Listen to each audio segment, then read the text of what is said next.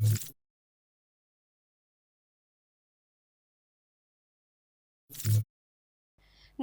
હું છું પ્રિયા અને તમે જોઈ રહ્યા છો જનતા કી જાણકારી ન્યૂઝ।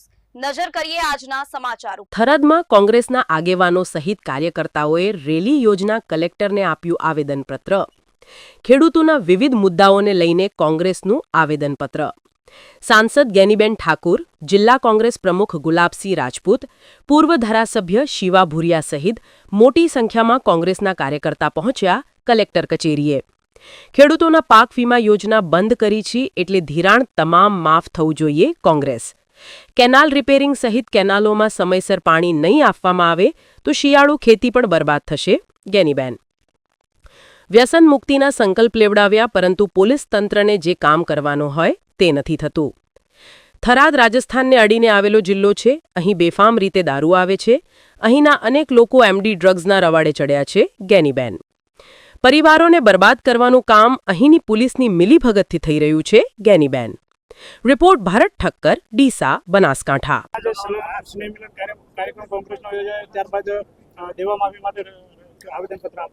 વાવ થરાદ નવો જિલ્લો અસ્તિત્વમાં આવ્યા પછી આ વિસ્તારના ખેડૂતોને જે અતિવૃષ્ટિના કારણે નુકસાન થયું તેનું વળતર આજ સુધી સરકારે આપ્યું નથી।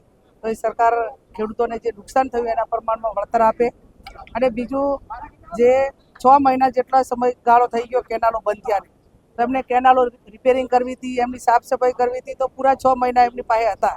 પણ હવે જ્યારે ખેડૂતોને પાણી આપવાનો સમય આવ્યો એટાણે વિભાગ જ્યારે ટેન્ડર માટેની પ્રક્રિયા હવે હાથમાં ધરી છે, એટલે હું માનું છું ત્યાં સુધી શિયાળામાં પણ ખેડૂતોને પાણી ન મળે અને ખેડૂતો પોતે પાકનું વાવેતર નહીં કરી શકે।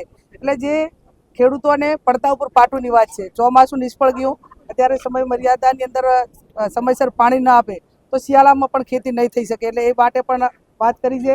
પણ વિભાગની એની ઈચ્છા શક્તિ એ પાણી આપવાને બદલે છેલ્લે ટેન્ડર કરવા અને અધિકારીઓ અને કોન્ટ્રાક્ટરો સાથે મળીને બિલ લખવા અને ભ્રષ્ટાચાર કરવો, આ જ એમનો વર્ષોથી એક પરંપરા હેતુ રહ્યો છે। અને એને તોડીને કલેક્ટરને પણ અમે વાત કરી છે કે તમે સમયસર ખેડૂતોને પાણી આપો। બીજું અહીંયા પ્રથમ સંકલન સમિતિ હતી એ ટાઈમે જિલ્લા પોલીસ વડા અને